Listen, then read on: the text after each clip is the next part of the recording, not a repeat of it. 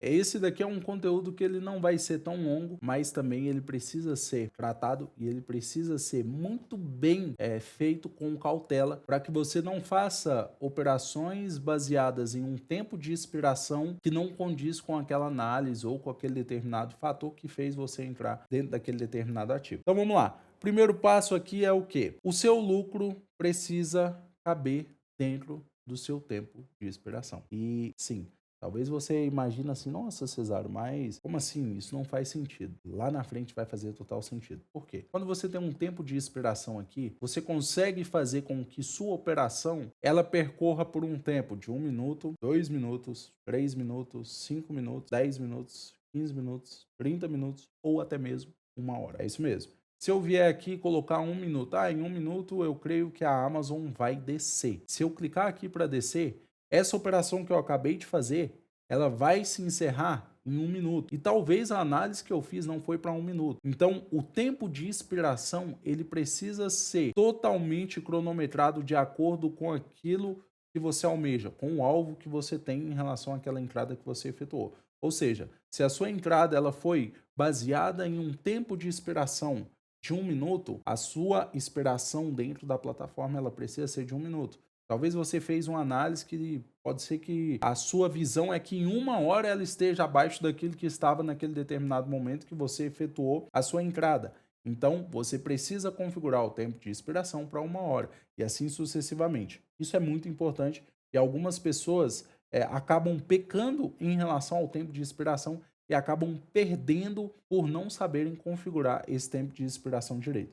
Então, ajuste o tempo de expiração no estilo do trading que você vai fazer, beleza? Aqui você pode ver que a entrada que eu fiz, ela deu prejuízo, ou seja, eu perdi, por quê? No tempo de expiração que eu selecionei, o ativo estava mais alto do que eu falei que ele estaria mais baixo. Então, na hora que eu entrei, eu falei, durante esse tempo de expiração, a lógica é que ele termine abaixo da onde eu iniciei a minha operação. E ele terminou acima. Ou seja, quando isso acontece, você perde. E assim também para a opção de compra.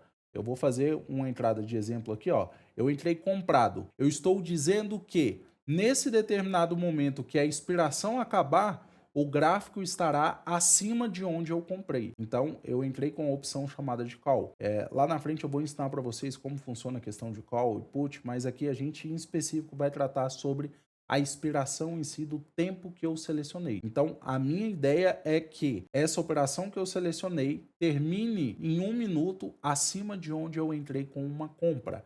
Ele tem que finalizar acima. Se ele não finalizar, obviamente, eu perco meu dinheiro, eu perco o valor investido. Ele precisa finalizar acima e não abaixo. E se for vendido, ele precisa finalizar abaixo e não acima, igual finalizou na rodada passada, beleza? Um desafio muito grande aqui é você testar o setup em M1, M5 e fazer esses testes para que não aconteça falhas e você consiga, obviamente, ali fazer as determinadas operações com os tempos configurados corretamente de expiração, seja de M1, de M5, até mesmo de 1 hora, beleza? Então pega a dica, não erre em questão do tempo de expiração, preste muita atenção antes de você entrar com uma compra ou com uma venda, se o tempo de expiração está de acordo com a estratégia que você está utilizando para fazer aquela determinada entrada. Fechou? Vamos para o próximo vídeo.